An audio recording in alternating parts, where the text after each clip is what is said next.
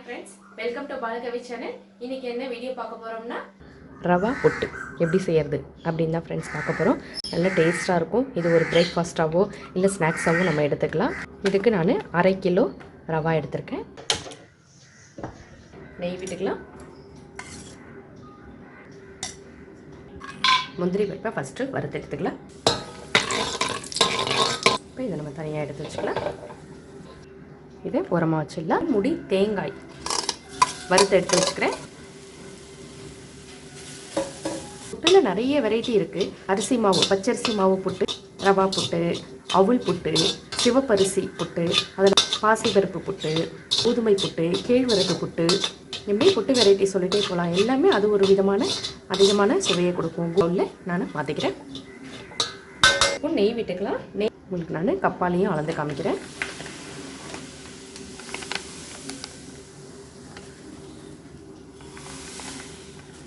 கரெக்டாக மெஷர்மெண்ட் கப்பால் 3 கப்பு வருது. 1/2 கிலோ ரவா எடுத்திருக்கேன்.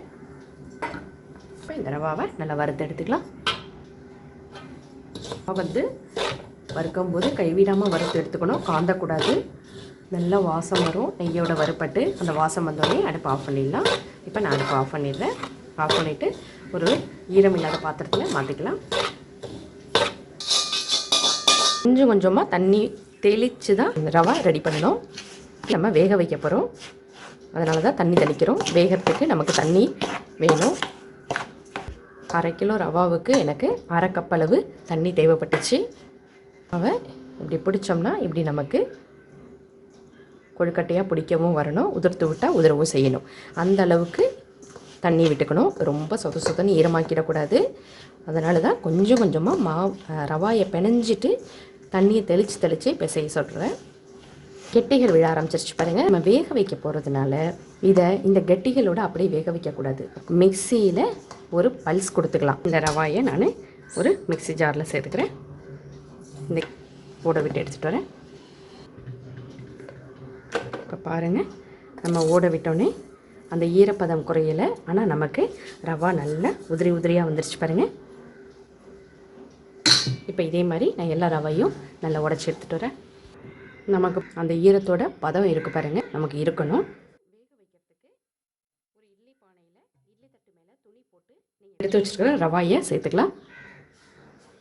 இந்த துணி ஈரமாக இருக்கக்கூடாது. ஈரமாக இருந்துச்சுன்னா ரவாலாம் ஈரத்தில் போய் ஒட்டும்.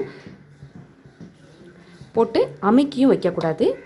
அப்படி மேலாக்க கோபுரமாக தான் வைக்கணும். புட்டு வேக வைக்கிற உலக்கு இருக்கு இல்லையா, அதுலேயும் வேக வச்சு எடுத்துக்கலாம். மூடிடுங்க.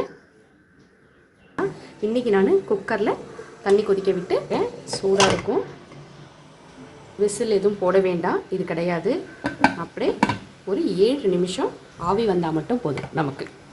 7 நிமிஷம் ஆயிடுச்சு. குக்கரை ஓப்பன் பண்ணிக்கலாம். இதுலேருந்து பாத்திரத்தை வெளில எடுத்துக்கலாம். இப்போ நமக்கு நல்லா வெந்து வந்துருச்சு. நல்ல வாசம் வருது, இந்த மாவோட வாசம். எவ்வளோ பொடிசாக இருந்தது வறுக்கும்போது. இப்போ நமக்கு ரவாவோட பதத்தை பாருங்கள். அடுப்பில் வெல்லம் வச்சுக்கிட்டு இதுக்கு ஒரு 3/4 கப் அளவு தண்ணி சேர்த்துக்கிறேன். வெல்லம் நல்லா கரையட்டும். 1/2 கிலோ ரவாய்க்கு 1/4 கிலோ வெல்லம் எடுத்துருக்கேன். அதாவது 3 கப் அளவுக்கு 1/2 கப்பு வெல்லம் எடுத்துக்கிட்டேன். 3/4 கப் அளவு தண்ணி சேர்த்துருக்கேன்.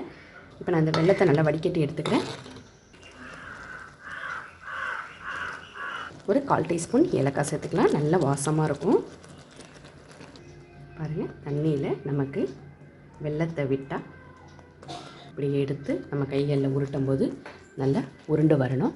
அப்படி வந்தால் தான் பதம் கரெக்டாக இருக்குன்னு அர்த்தம். ஒன்றும் அடுப்பேன்.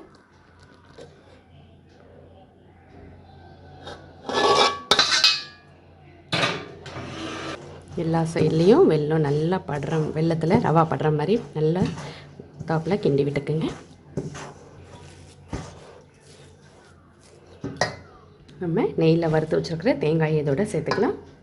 வறுத்து வச்சுருக்கோம் இல்லையா, அதையும் சேர்த்துக்கலாம்.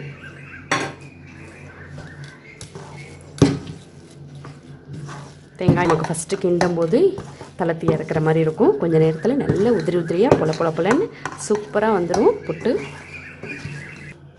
இது அப்படியே ஒரு 2 நிமிஷம் அப்படியே இருக்கட்டும். உங்களுக்கு நல்லா உதிரி ஆகிடும். காமிக்கிறேன் ஃப்ரெண்ட்ஸ். நம்ம இப்போ இதில் ஒரு பவுலில் மாற்றிக்கலாம்.